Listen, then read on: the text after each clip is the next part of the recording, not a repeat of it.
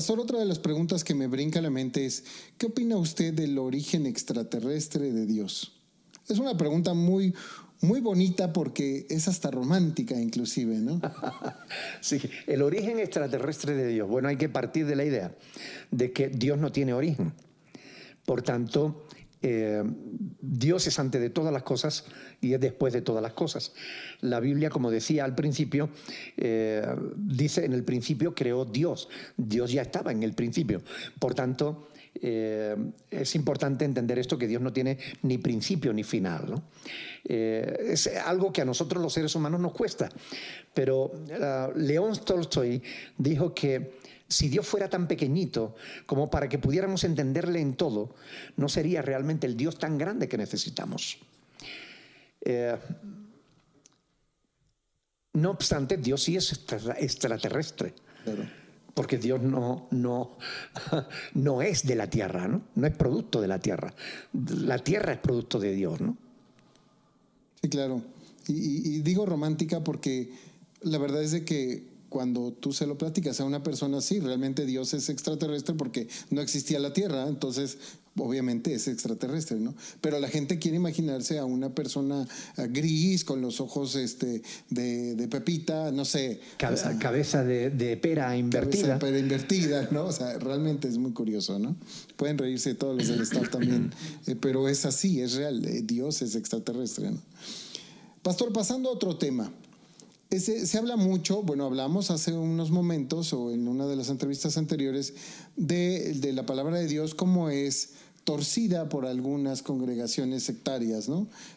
Como los Testigos de Jehová y los mormones. Pero ¿qué seguridad tenemos nosotros de que la Biblia que estudiamos es la buena, es la que nos va a servir para conocer a Dios? Totalmente, es decir, ha habido personas que han querido destruir las Sagradas Escrituras, han querido desprestigiar las Sagradas Escrituras. Y algunos de ellos se han arrodillado al final, después de sus investigaciones, y han pedido perdón a Dios y se han convertido a la fe de Cristo, ¿no? Uno de ellos es John McDowell, ¿no? Un científico norteamericano, catedrático en varias universidades, que es la persona viva que ha hablado a más millones de personas sobre la fe, ¿no? Lo reta para que le planteen preguntas difíciles, ¿no? Y él responde con la ciencia y responde con la palabra de Dios a todas esas cuestiones, ¿no? Él escribió un libro que se llama Evidencias que exigen un veredicto, ¿no? Y es muy interesante, es un libro que yo aconsejo a todo el mundo que lo lea, porque es una de las cosas que se dice ahí es, por ejemplo, Aristóteles escribe su historia, su filosofía, y pasan 1100 años hasta que se escribe la primera copia manuscrita del original. El original se perdió. De la filosofía de Aristóteles solo tenemos una copia incompleta que data 1100 años del original. Una. Mire, cuando se escribe el Nuevo Testamento, no pasan ni 50 años, ya tenemos más de 5000 copias manuscritas. Todas coincidentes. Por tanto, si no podemos creer en la palabra de Dios, no podemos creer en la filosofía de Aristóteles, que es la que da base y fundamento a la mayor parte de las filosofías actuales e incluso a la psicología humana, ¿no? Eso es por poner un ejemplo, ¿no? Es decir, la Biblia contiene pruebas en sí misma, como decía antes, ¿no? El cumplimiento de las profecías, por ejemplo. Es inexplicable desde la perspectiva científica, ¿no? Pero es una realidad que está ahí y que se demuestra que es verdad. Por tanto, la Biblia es palabra de Dios y podemos confiar plenamente en ella. Únicamente que tenemos que estudiarla, tenemos que conocerla. Hay mucha gente que a mí me han dicho, no, la Biblia es un rollo. No, la Biblia es un mito. No, la Biblia no sirve. Pero son gente que jamás han cogido una Biblia y la han leído. Yo no soy ningún estúpido, no quiero engañarme a mí mismo, no tengo ningún interés en engañar a nadie. Y yo llevo casi 40 años estudiando la Biblia y cada día que estudio estoy más seguro de que la Biblia es realmente la palabra de Dios. Porque la estudio, porque la conozco. Yo invito a la gente que cree que la Biblia es un rollo a que la lea, a que la estudie a que la investigue, a que la compare con otros documentos históricos, pues no olvidemos que la Biblia es un documento histórico. Sí, pastor, en este sentido mucha gente se va a preguntar, bueno, hay muchas versiones sobre la Biblia, hay versiones que son muy disparatadas, yo he leído algunas que son muy raras, que realmente no aparecen en la Biblia, le cambian tantas cosas, y eso depende de quién la editó, en qué momento la editaron, y quién es el responsable, y quién tiene los derechos de la Biblia. ¿Usted qué podría decirnos al respecto? ¿Cuál es la buena edición que nosotros podríamos confiar? Todas las Biblias, hasta hasta el año 1960, todas las Biblias eran iguales, excepto la de los Testigos de Jehová. Todas las Biblias coincidían, a excepción, lógicamente, de los libros apócrifos que contienen las Biblias católicas, ¿no? Pero todas las demás, todas eran iguales.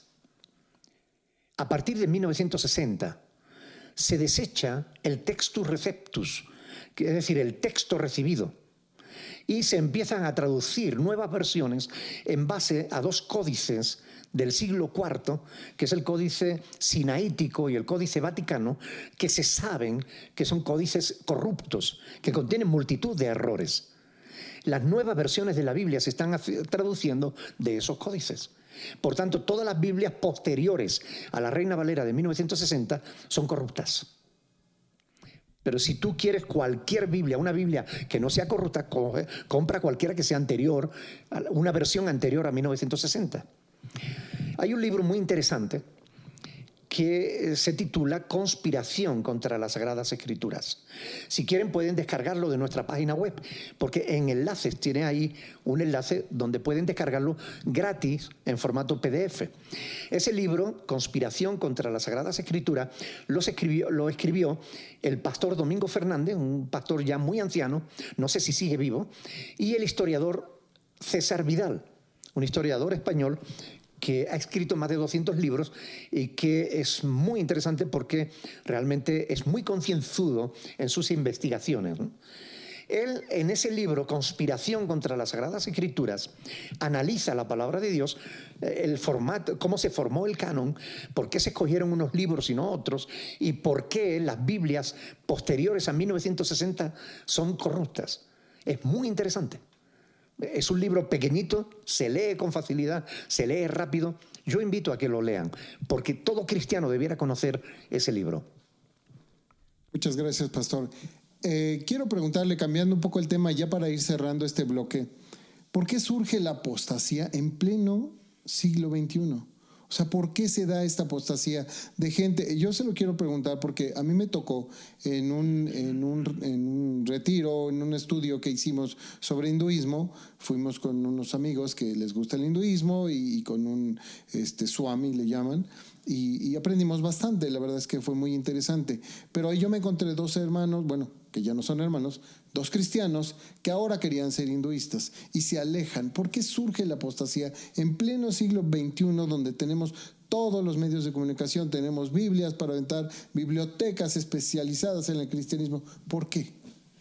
Bueno, el apóstol Pablo lo expresa en 1 de Timoteo, capítulo 4, y también el apóstol Juan, en 1 de Juan 4, ¿no? Juan dice, probad los espíritus si son de Dios, porque muchos falsos profetas han salido por el mundo, ¿no? Y Pablo dice que muchos se apartarían de la verdad escuchando espíritus engañadores, doctrinas de demonios. Entonces, es evidente que Dios es real. Dios está ahí, está llamando continuamente a nuestros corazones, llamando nuestra atención para que le tengamos en cuenta en nuestras vidas, pero también es real el diablo, y el diablo está interesado en arrastrar a mucha gente al infierno, y bueno, trata de convencerlos de falsas doctrinas, de falsas religiones, apartarlos de Dios, que ese es su objetivo, ¿no? El diablo sabe que está condenado, que le queda una eternidad en el lago de fuego, y no quiere estar solo allí, quiere que mucha gente le acompañe, ¿no? Sí, pastor. A mí me llamaba mucho la atención eso porque pues la gente cada vez se separa y se aleja más de Dios. Quizás tenga que ver un poco nuestro orden social o lo que se ha creído alrededor del cristianismo e inclusive de la religión. Se dice que la gente religiosa es machista. segregan a la mujer, segregan a los jóvenes. Hay varios versículos que habíamos platicado al respecto de la sujeción del hombre, de la mujer a su marido, o de la sujeción del hijo a sus padres. ¿Por qué se malinterpretan este tipo de versos? Porque no se conoce realmente las Sagradas Escrituras. Una de las normas de la ciencia de la interpretación bíblica es que un texto sin su contexto es un pretexto. Y hay hombres machistas, eso es una realidad. México es un país muy machista. España también lo es, quizás en menor grado, ¿no? Pero lo es. ¿Por qué sucede esto? Pues porque el hombre quiere imponer su voluntad. El hombre quiere dominar, el hombre quiere imponerse ante los demás, ¿no? El hombre quiere imponerse ante la mujer, quiere gobernar a la mujer, quiere pisotear a la mujer, que la mujer sea una esclava del hombre, ¿no? Pero esto no está en la palabra de Dios, sino justamente lo contrario. Cuando nosotros analizamos la palabra de Dios, nos damos cuenta, por ejemplo, lo digo porque con los ejemplos como que es más fácil de entender, ¿no? Claro, claro. Los hombres en su machismo practicaron la poligamia. Y nosotros vemos en el Antiguo Testamento como hasta los patriarcas, a pesar de que la voluntad de Dios era de que el hombre tuviera una sola mujer, incluso los patriarcas tuvieron varias mujeres. Porque esto eran costumbres paganas, eran costumbres de los pueblos, y ellos querían hacer como los demás pueblos. Y realmente tomaron varias mujeres como esposas. Claro, esto crea multitud de conflictos en el hogar. Y siempre el hombre va a preferir a la última que a la primera. Entonces, ¿qué hace Dios? Dios primero dice que él no es la poligamia no es la voluntad de Dios. Establece que el matrimonio debe ser entre un hombre y una mujer, y los dos van a ser una sola carne. Una vez que hace eso, viendo la poligamia que practican los hombres, él lo que hace es legislar la poligamia para defender a la mujer, para defender a la parte más débil. De tal modo que te encuentras pasajes, por ejemplo, en Deuteronomio, creo que el capítulo 24, donde Dios dice que si un hombre toma a una segunda esposa, no puede abandonar a la primera, ni puede disminuir su alimento, ni su vestido, ni etcétera. Es decir, Dios lo que hace es defender a la mujer. Cuando Dios establece un rol, un orden dentro del hogar, no lo hace para menospreciar a la mujer de cara al hombre, porque ese pasaje que algunos toman, algunos machistas toman para subyugar a su esposa, no, la mujer esté sujeta a su marido en todo como al Señor, etcétera. Primero, eso lo dice en Efesios 5:25, pero en Efesios 5:21, antes ya está diciendo, someteos unos a otros en el temor de Dios. Y que el hombre sea cabeza de la esposa no significa que sea quien manda, quien imponga, quien maltrate, sino justamente lo contrario. La cabeza no solo manda al cuerpo, la cabeza es responsable del cuerpo. La cabeza tiene que procurar el bien del cuerpo, el bienestar. Por tanto, ser cabeza significa que Dios le está dando al hombre la responsabilidad de velar por el bien de su esposa. De tal manera que la palabra de Dios dice, tratada a la mujer como a vaso más frágil. Es decir, que el hombre debe tener especial cuidado en no hacer nada que pueda perjudicar a la esposa, ¿no? Y sobre todo hay que entender que si el hombre es cabeza de la mujer, Cristo es cabeza del hombre. Lo cual quiere decir que el hombre va a tener que rendir cuenta delante de Cristo. Entonces, que nadie que no se someta a Cristo tiene derecho a exigir que su mujer se le someta a él. En el caso de los jóvenes, ¿no? Muchas veces al escuchar este tipo de versículos, cuando dice que el joven se debe someter a su padre, a sus padres, pues ellos en la rebeldía y en la edad que tienen a veces dicen, no, yo no me quiero someter a nadie. ¿Cómo podríamos explicar ese tipo de versos? Bueno, se explica desde la perspectiva de qué es lo que conviene, tanto a los padres como a los jóvenes, ¿no? Es decir, Dios busca el bien del ser humano y por eso establece normas. Los seres humanos no nos gustan las normas, pero son necesarias para la convivencia. No hay ni un solo país en todo el mundo que no tenga leyes, que no tenga normas, que no regule la convivencia. Y eso es lo que hace Dios a través de la palabra de Dios, a través de las Sagradas Escrituras. Regular la convivencia en el hogar. Es necesario que los hijos respeten y honren a los padres, que obedezcan a los padres, porque los padres tienen mayor experiencia que los hijos. Y aunque a los hijos no les guste, pero esta es la voluntad de Dios y es lo que a los jóvenes les conviene, aunque ellos no lo sepan o no lo quieran creer. Claro. Pastor, cambiando un poquito de tema, y nos vamos desde el punto de vista ecológico. Hoy en día se ven muchas organizaciones ecologistas, Greenpeace, una de ellas, las más importantes, pero también otras organizaciones que se dedican a cuidar el maltrato animal. Mucho se dice que el ser humano fue puesto para señorear los animales y las plantas, ¿no? Pero realmente, ¿qué nos quiere decir la palabra en favor de los seres que están de alguna manera a nuestra disposición, como las mascotas, como los animales que son maltratados? Hemos visto aquí videos de personas que echan gasolina a un pobre perro y le prenden fuego y lo ven correr y con eso se divierten. El circo romano, que creo que se queda corto, ¿no? Pero, ¿qué dice la palabra de Dios al respecto de este tema? Cuando la palabra de Dios dice, no matarás, es evidente que se está refiriendo al respeto de la vida humana, ¿verdad? Pero toda vida es digna de respeto, ¿no?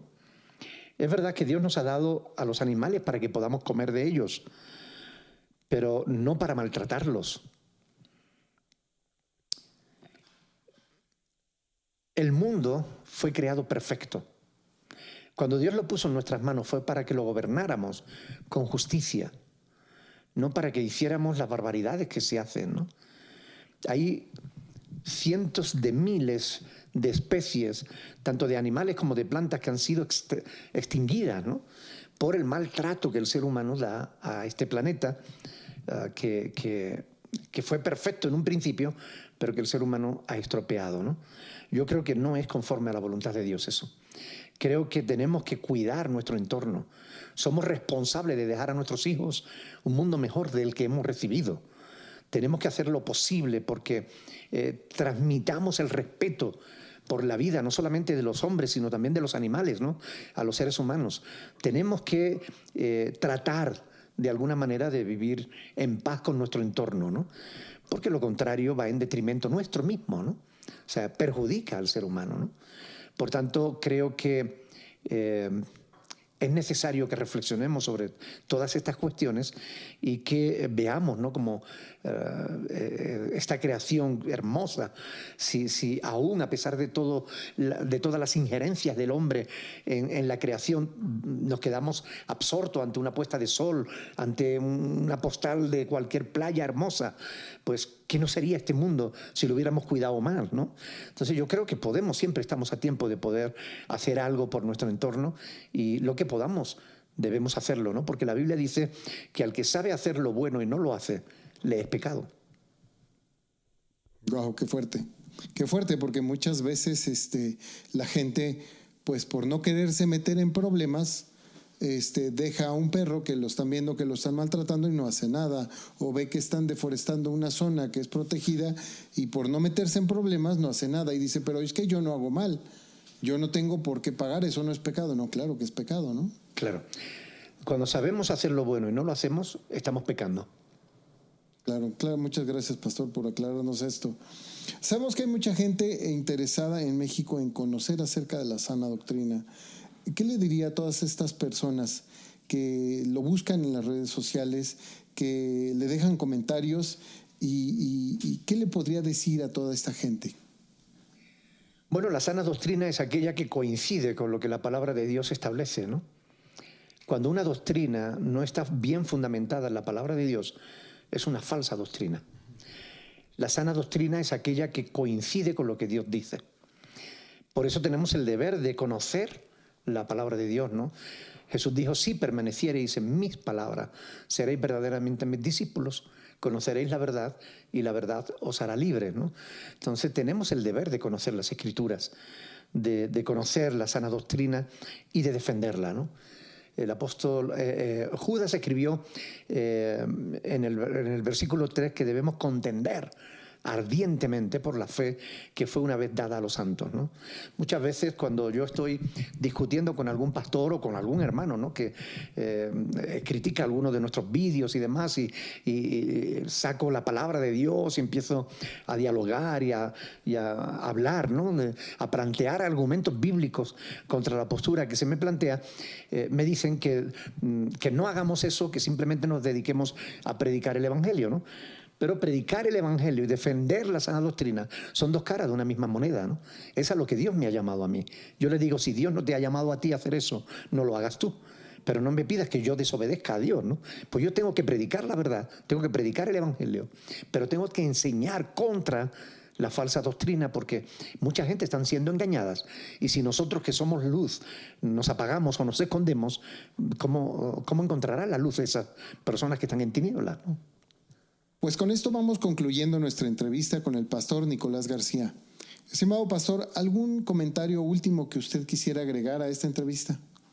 Bueno, sí, en principio, pues darte las gracias por la oportunidad que me has dado de poder expresarme, ¿no?, en esta interview, y poder decirles a la gente, por favor, Dios es real, su palabra es verdad.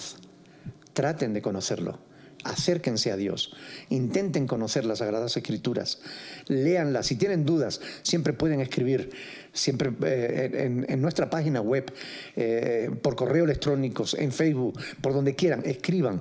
Los pastores estamos para enseñar la palabra de Dios. Y aunque haya muchos que no lo hagan, los que de verdad amamos y servimos a Dios, estamos para eso. Amen a Dios, amen su palabra. Es el deseo de mi corazón. Muchas gracias, Pedro, por esta entrevista. No, gracias a usted, pastor. Quisiera que si nos puede dar su correo electrónico y su página web para que la gente se pueda comunicar con usted. La página web es www.iglesia-berea, con B de Barcelona, B alta.com. Repito, www.iglesia-berea.com. Y el correo electrónico es pastornicolás@iglesia-berea.com. Muchas gracias. Pues muchas gracias, pastor. Le agradecemos mucho su tiempo, su paciencia, sus conocimientos sobre la palabra de Dios. No sin antes darle las gracias a Dios por habernos permitido hacer esta entrevista. Y a ustedes, amigos, desde Iglesia Libre les deseamos que la pasen muy bien, que lean su Biblia, que busquen la verdad, porque nadie les va a venir a decir la verdad. Hay que buscarla y hay que encontrarla. Con esto terminamos la serie de 4 entrevistas, siendo esta la 4ª, deseándoles que la pasen muy bien y que Dios los bendiga.